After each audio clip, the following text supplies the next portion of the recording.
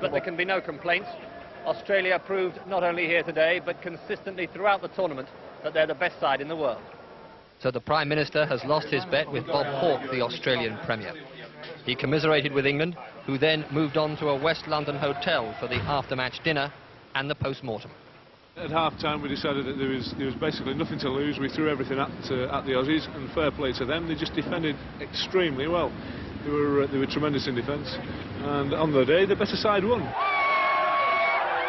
Australians in London, meanwhile, are looking forward to a long night on the town. After a one-week gap, Manchester United have returned to the top of the English First Division. At Old Trafford, they were too good for the bottom club, Sheffield United. Manchester United took the lead 10 minutes from half-time. Steve Bruce's header knocked past the goalkeeper by a Sheffield defender. And United, off form recently, delighted and a bit relieved to be in front. And the second-half goal, which put the game beyond Sheffield, had an element of bad luck for the bottom club too. Not that the scorer, Andrei Kanchelskis, will worry about another slight deflection, and nor will Manchester United tonight. As at Old Trafford, so at Anfield, a corner led to the first goal, Liverpool's Glenn Hussein giving his side the lead against Crystal Palace. But fighting back against Liverpool at Anfield appears less daunting these days, and Palace produced a six-man move of top quality to find the equaliser. When the cross eventually came over, Marco Gabbiadini produced the finish. 2 years ago, Palace lost 9-0 here. Not today. With 20 minutes left, they found revenge and a winning header from their England international, Jeff Thomas. Elsewhere, Mike Small's winning goal for West Ham at Arsenal provided another surprise result. Niall Quinn scored again for Manchester City, who won at Southampton, their fourth away win in a row. Manchester United now lead Division 1 by a point from Leeds, who drew at Wimbledon. Sheffield Wednesday also drew with Tottenham, and they're fourth. Aston Villa won at Queen's Park Rangers. John Robertson scored Hearts' goal as they drew with Hibernian in the Edinburgh derby. Anthony Cascarino equalised for Celtic against Rangers at Ibrox in a game which also ended all square. Those results were good enough to lift Hearts and Rangers above Aberdeen at the top of the Premier Division. Aberdeen are third after a home defeat by Dundee United. Joe Jury has retained the women's singles title at the Volkswagen National Tennis Championships in Telford. Britain's number one at the far end was always too strong for Sarah Gomer, taking the first set 6-2 and then quickly forging a 5-2 lead in the second.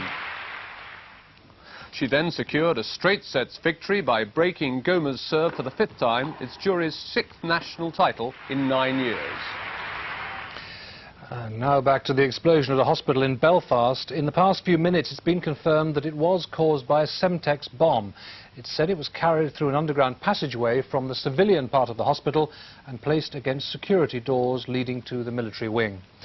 More on that in our main news on BBC One at 9:30.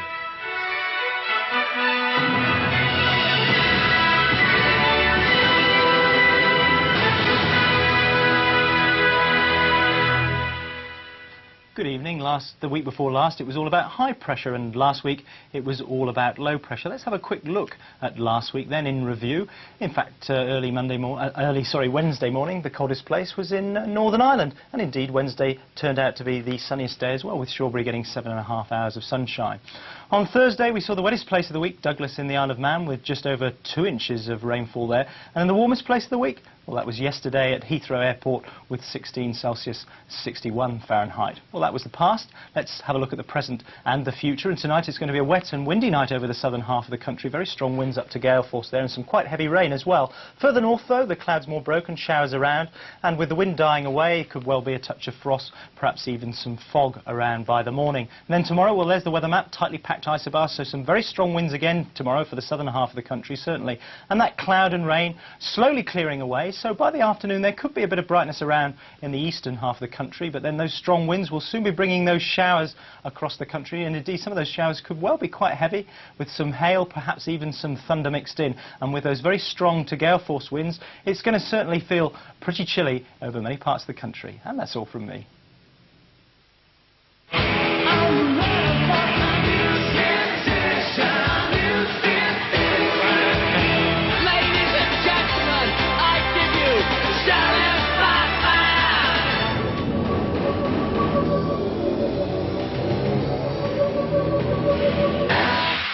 24 hours a day. BBC Radio 1 FM brings you closer to the music.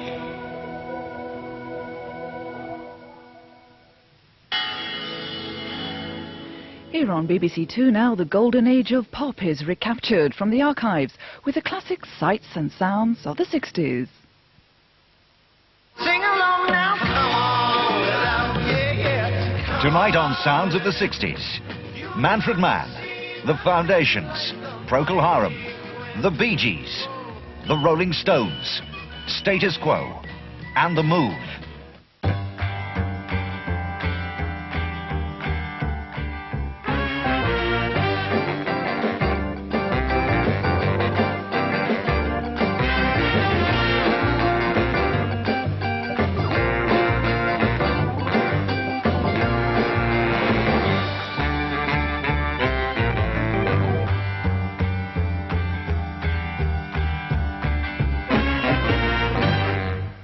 Top of the Pops now, and at 8 o'clock, Softly Softly.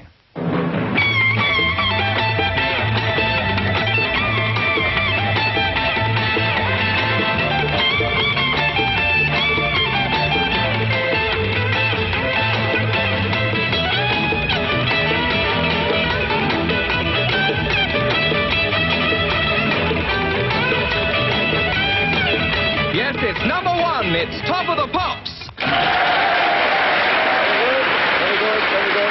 Very good. Good morning, ladies and gentlemen. Welcome indeed to Top of the Pops. And how are you this evening? Hope you're all feeling very, very fit and well. And if you're not feeling very fit and well, I hope this half hour cheers you up. And I wish really we could have invited you down here to Top of the Pops, but the studio's not that big enough. So how's about we should start off with the night.